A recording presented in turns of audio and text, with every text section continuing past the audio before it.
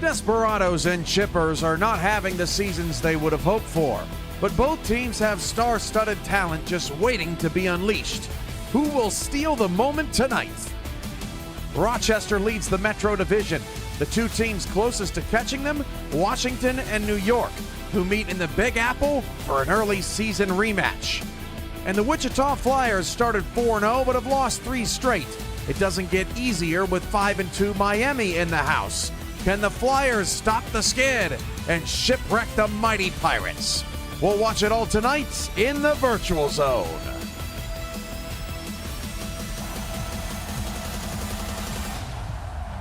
Week 9 continues right here on VFN. Sit back and enjoy 3 times of football as 90 minutes of UFL action starts now from rainy Minnesota, pleasant New York, and sunny Wichita. We are underway across the league. I'm UFL co-founder Cameron Irvine. Night 3 of 4 here in week number 9. We have officially crossed the 50% threshold of the UFL's inaugural 2025 season. And we start with an interception by TJ Stevens, picked off by the New York Lightning's unclaimed free safety Ramon Claytor. And the Lightning have an early turnover and the ball on the Washington 27-yard line. Now that's a way to start.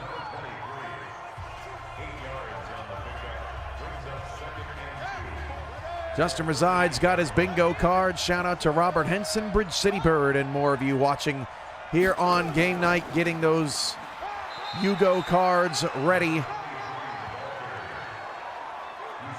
Let's go over the what teams are doing off of a loss this week. So El Paso is coming off a loss. They are 1-6. They wanted to progress their top skill positions. And they did so at the starting linebacker, receiver, and cornerback spot as Brando Black's first pass is caught. Their game plan, El Paso's game plan was to prioritize Jordan Herrera in the passing attack. El Paso's number 1 receiver has been really quiet since joining the team 3 games ago with just 7 catches for 112 yards. So El Paso's looking to get Herrera going more so in the offense this week. Washington is coming off a loss. The Washington game plan includes shaking up that run game. The Washington Knights rushing offense has not been good. Last in the league at 3 yards a carry as Brando Black drops to throw on 3rd down and 8 and delivers a strike. 1st and goal at the 1-yard line for New York. That pass, a 24-yard catch for unclaimed Jalen Saunders on the sideline, and New York is close to scoring. Robert Crone with the sack for Miami on BK Solberg. That puts Wichita back beyond their own 50. El Paso is on the move at the Minnesota 33-yard line. So Washington trying to work on that run game efficiency, and then trying to make TJ Stevens a little bit more dynamic, a 1-2 punch in that running game. New York's got the first points on the board, a 1-yard touchdown to unclaimed Dylan Gordon for the score. The Lightning take the 6-0 lead over the Knights early off of the turnover, the interception by Claytor. 3rd and inches for El Paso. They'll hand it off to PJ Slaughter, and he's got a first down. For Wichita, they are also coming off a loss tonight. They want to prioritize more pressure on Miami's Rob Crone, the quarterback for the Pirates, an early MVP candidate. And on 3rd down and 14, it's the other quarterback in this game, BK Solberg, trying to keep the Flyers drive alive. And that pass is caught. 1st down to the 30-yard line. Solberg starts 3 for 3. That's R.C. Gilmer with the catch. R.J. Gilmer checked that. For Wichita's progression, they wanted to make sure that Chris Delro and Chris Pollard understood the blocking assignments up front. They have struggled to protect for BK Solberg, and Solberg's already taken a sack here on this opening drive. Chris Delro's got Wichita down to the Miami 28-yard line. El Paso is also at the 28-yard line. 1 and 7 off the board early on here on your You Go evening. Brian Lindsay is in the house. Look Alive is in the house. Exciting way to start the evening, no doubt about it. Think Outside the Box is here as well. 31 in total right now as UFL Game Night is just getting started. The New York Lightning with our first score of the day. 3rd down and 8 for BK Solberg and the Flyers, and Solberg's pass is nearly intercepted.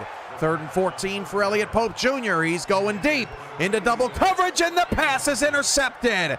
Picked off in the end zone for Minnesota's defense. That is unclaimed cornerback Tyson Anderson with the interception, and for Elliott Pope Jr., that is INT number 10 this season to go along with 8 touchdowns. The turnover bug he has struggled with, trying to get it over to Jordan Herrera, who was in double coverage.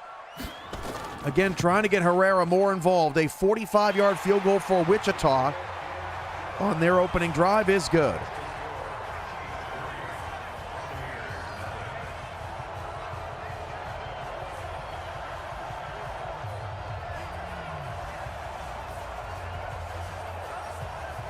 Let's go to Minnesota, where the Chippers, off the interception, toss it out and lose 6 yards.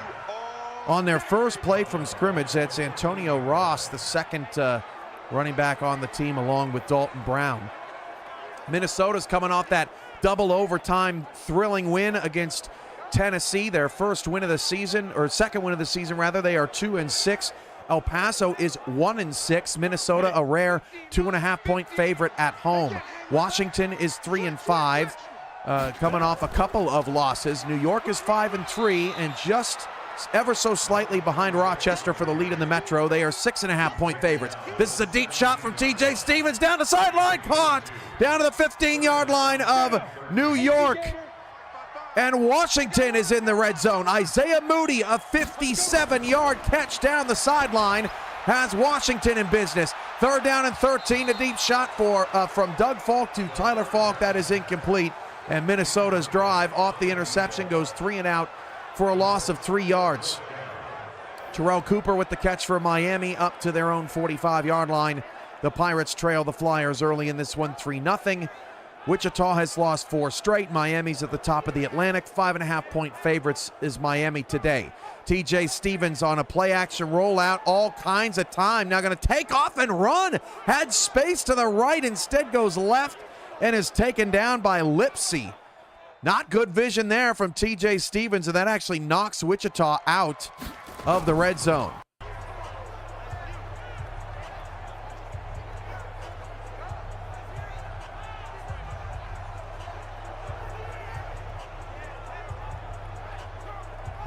Elliott Pope Jr. back to work. 2 for 3 for 11 yards in that pick on the opening drive.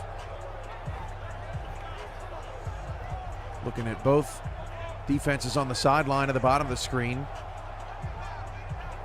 Now 2nd down and 11 for Rob Crone and the Miami Pirates, the 2 top scoring offenses in the league at Miami and Wichita, as Stevens has the ball back into the red zone for the Knights down to the 7-yard line. Miami is averaging 32.7 points per game. That leads the league. Wichita right behind them at 29.1. We have 2 top 10 scoring offenses and scoring defenses in prime time tonight as Dante Doon III gets a sack, and Wichita's KC Reed gets a sack. How about that? 2 claimed players coming up with takedowns, and Wichita, who wanted to put more pressure on the quarterback, gets a nice start to this one. The Flyers bottom 10 in the league with 19 sacks, but that's only 3 off of a bottom 5 mark. Washington's going to end up kicking a 30-yard field goal, and that kick is good. So it is 7-3 now. New York on top of Washington.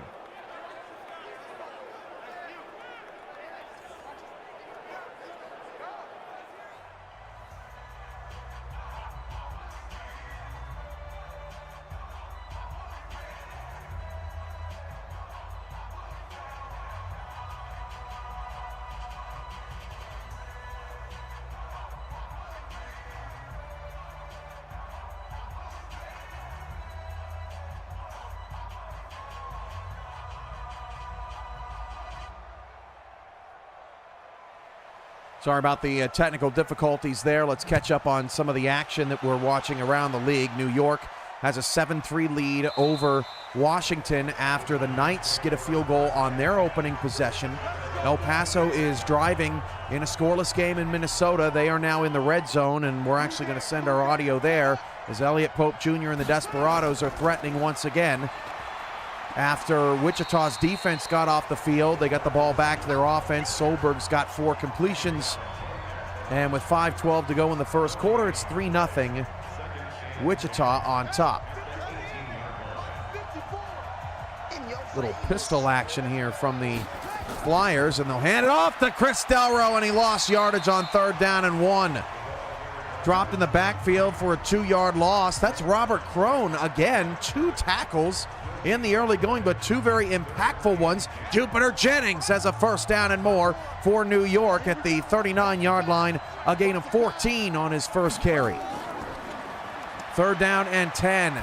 Elliott Pope Jr. fires inside the 5, down to the 2-yard line, now 3 of 5. And there he is, Jordan Herrera's first catch of the day for 16 yards.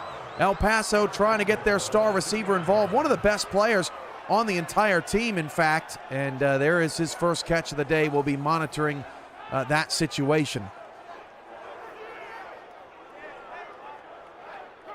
Miami gets the football back after forcing a punt, and Brando Black had to get rid of that one pretty quickly. Not going to get much there. Washington's defense all over that, a loss of 1 yard. Boletsky gets the handoff for Miami. A lot of space. Nasty juke backwards. And the handoff from 2 yards out for El Paso is good. P.J. Slaughter, maybe a little bit too big for an offensive line chest bump, but he gets a 2-yard touchdown for El Paso. And the 1-6 Desperados have taken the first bite of the apple in Minnesota. Let's go to 2nd and 11 in New York. Hand off to Jupiter Jennings, who tried to cut it outside, lost 3 yards. That'll set up a 3rd down and 14. Alian with the tackle, who got his speed dropped this week, but still able to be fast enough to make that play. Extra point is good for El Paso, so 1, 2, and 3 off the board. Just like that, along with 7, 45, and 30. El Paso's out of the red zone, and they have a 7-point lead. Let's go to 2nd down and 1 for Miami at the 42-yard line of Wichita. They fake the jet sweep. Boletsky looking for some room. I'm not sure that he got the 1st down. We'll have to take a look at that. 3rd down and 14. Brando Black is firing down the near sideline. It is complete for a 1st down. 5 of 6 in the early going. Jalen Saunders makes a 23-yard catch, his 2nd grab of the day of 20-plus yards, and New York is back in Washington territory. Mr. Churchill is in the house. Ray is in the house. 3rd down in inches, and Rob Crone is going empty, 5 wide for Miami's explosive offense, and that pass is caught by Buck Wild. 41-yard touchdown. Miami with the first touchdown in Kansas this evening. One-on-one coverage, and he just whiffs on him as Doug Falk's first completion of the day goes for 29 yards to Roland up the seam. 1st down for Minnesota in El Paso territory. Hand off, Jennings cuts it left, looking for contact, picks up 6, up to 17 yards on his first 3 carries. The extra point is good for Miami.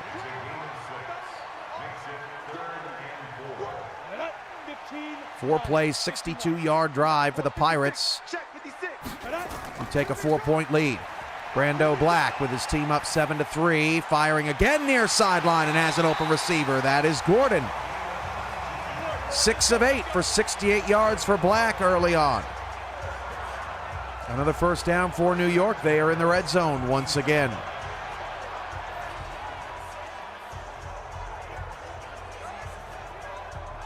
Looking at the playoff picture. First in the Eastern Conference, you've got St. Louis and Dallas at the top of the conference at both 6-2. Miami is 5-2, followed by Cincinnati and Rochester at 6-3. Those are your top 5 teams in the East right now, as Black goes on a play action, can't find anybody open, and is sacked in the backfield for a loss of 9 yards. First sack of the day for Washington will set up a second down and long. Trailing those top 5 teams, New York is 5-3. They would be your current 6th seed. Wichita and Motor City are both 4-3, and they would round out your playoffs in the East. Charlotte would just miss out at 4-4 as the 9 seed. The top 8 teams from each conference are awarded playoff berths. Rip QB with the takedown.